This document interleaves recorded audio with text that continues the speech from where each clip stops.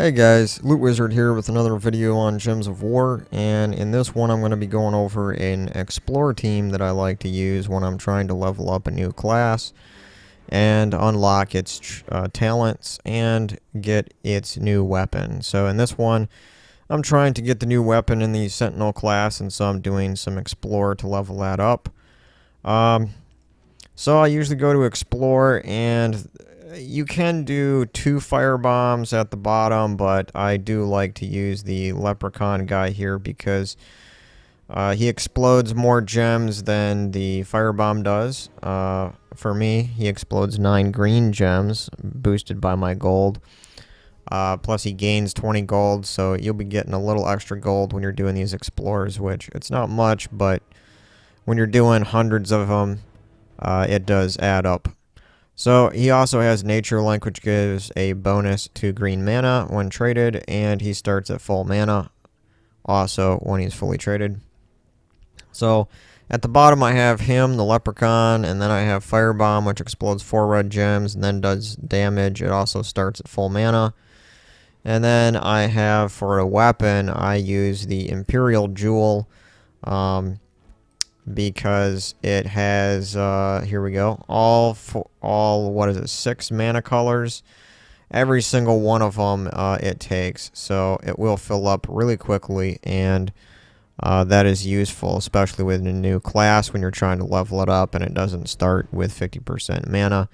Also, since all colors are used, any magic that is boosted by that class for a particular color, it will get boosted by the Imperial Jewel. Now, on the top spot, which is my main damage dealer, is the Sunbird.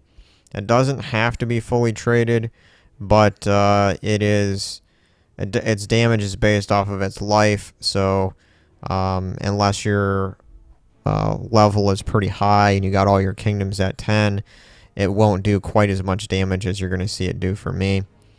But it does, for me, it does 29 damage, randomly split amongst enemies, boosted by my life, and my current life is at 69. So it's going to be doing close to 100 damage to all enemies. In an Explore, that is a lot of damage. So I'll go in, and for banner here real quick, I am using the Crypt banner, which is double red and purple because of the Sunbird takes red and purple. And that is the main damage dealer. Alright, so I'll just go through a few quick explorers here and just show what the team does. So first off, I choose to usually explode the Leprechaun first, and a lot of times that fills up both the Sunbird and the Imperial Jewel, just like you saw that it did there right now. Now, as you can see, the damage is probably over 100 on all the enemies, so I'm going to fire off the Imperial Jewel just to get their health down a little bit, and then the Sunbird. And then if there is a surviving enemy like that, I can fire off the Firebomb. Now, unfortunately, the Firebomb summoned something there, or not the Firebomb, but the Dragon Soul. But fortunately, the Sunbird got its mana back up, and I was able to kill it pretty quickly.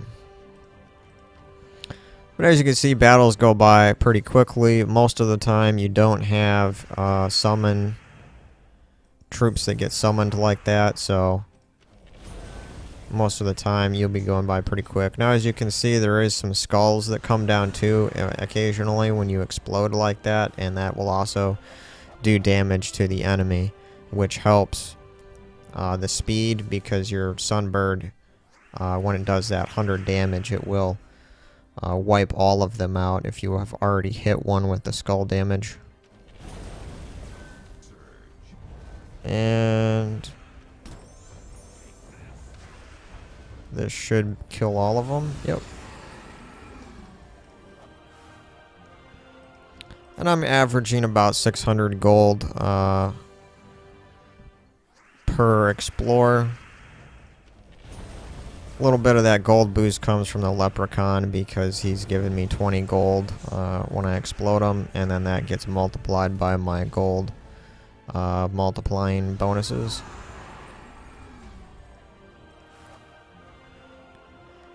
And as you can see here, every single time that I get a victory, it says 1 Sentinel XP, because that is the class that I'm currently have equipped and I'm working on leveling him up. Now, if you do see any 4 or 5 matches right away, you can connect those, and that'll probably fill up your Imperial Jewel, which then you can choose to cast right away. And now my Sunbird is up, and this should destroy all of them. And another good thing about doing Explore, besides leveling up your class and unlocking its weapon, is you do get the Arcane Trait Stones, just like I got the Arcane Storm Trait Stone off of this battle. And those Trait Stones are very important for unlocking your traits on your troops. For some troops it doesn't matter a whole lot, but then others, especially legendary troops and mythic troops, it does matter a lot whether you have your traits unlocked.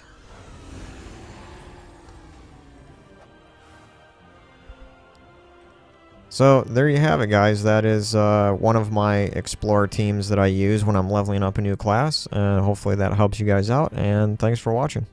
Later.